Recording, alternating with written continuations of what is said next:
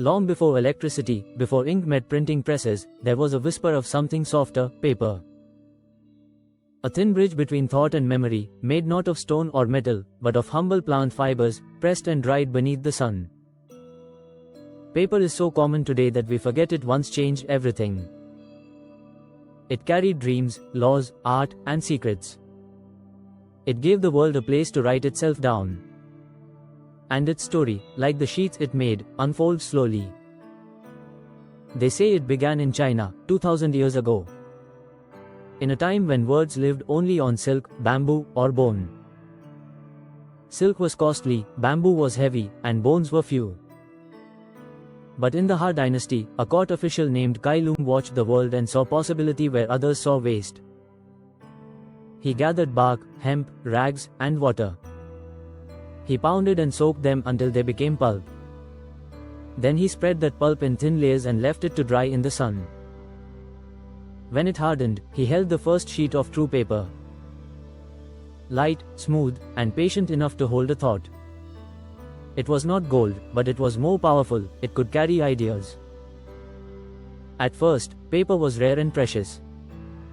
It was used to record laws and prayers, to keep accounts for the emperor's scribes. But its simplicity was contagious. Within a few centuries, paper traveled along the Silk Road, quietly, like a monk with secrets to tell. Caravans carried bundles of scrolls westward, through deserts and mountains, from China to Persia.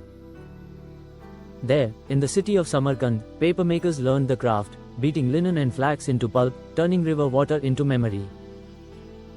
And once again, the world changed. Paper spread through the Islamic world, to Baghdad, Damascus, and Cairo. In those cities, under golden lamps, scholars copied books, translated Greek philosophy, and preserved the knowledge of ages long past. Libraries grew. Ideas began to multiply faster than time itself. From the hands of scholars to the hearts of poets, paper carried wisdom with quiet grace. It became the canvas of prayer, the journal of discovery, the silent companion of thought. When paper reached Europe, it found a world ready to listen. At first, it was met with suspicion. Parchment, made of animal skin, was thought to be stronger, purer. But parchment was costly, and books were few. So the humble sheet of pressed fiber began to win hearts. By the 1300s, paper mills filled the valleys of Italy and France. Rivers turned the wooden wheels that crushed old rags into pulp. And from that pulp came knowledge, soft, white, and endless. The more paper people made, the more they wanted to write. And then, a man named Gutenberg built his press.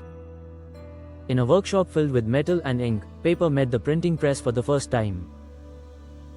What followed was quiet but unstoppable, the birth of mass communication. No longer did words belong only to kings and monks. They could be printed, shared, carried, read aloud by candlelight. Paper turned ideas into echoes that never stopped traveling. It held the poems of Dante, the letters of lovers, the drawings of Leonardo. It carried laws across oceans, maps into uncharted lands, and one day, it carried the signatures that founded nations. Still, paper remained modest. It asked for nothing, yet it gave everything. It bore both beauty and burden, letters of love and letters of war. It was witness to peace treaties and the pages of sorrow. In Japan, paper became art itself. Delicate origami folded into cranes and flowers, reminding people that even the simplest material can hold infinite grace. In Europe, it became the painter's companion, catching pigments and pencil lines with patient stillness. In every culture it touched, paper learned a new way to listen. The centuries passed, and the world grew loud. Machines thundered, typewriters clicked, printers hummed. But still, there was always the rustle of paper, the quiet sound of thought becoming real. And then came the digital age. Screens glowed where pages once turned. Fingers tapped where pens once moved. The world wondered, would paper vanish? But it did not. It simply adapted, as it always had. In offices, notebooks, and bookshelves, it remains, steady, tactile, honest. There is something human about paper. It accepts mistakes. It ages gently. It keeps secrets without judgment. When you write on paper, the words feel alive. They scratch softly, as if breathing. Even now, when most memories live inside machines, we still keep the most important ones on paper: birth certificates, love letters, old photographs. The things we don't want to forget. So tonight, if you close your eyes, you might hear the faint sound of a page turning somewhere. A sound older than your own heartbeat. A whisper of the human story, still being written. Paper has carried us for 2000 years, from silence to song, from cave walls to libraries. It has seen our beginnings and will quietly outlast our noise. The next time you hold a page, pause for a moment. Feel its softness, its patience, its quiet strength. You are holding not just paper, but centuries of thought pressed into a single, fragile sheet. Let that thought rest with you.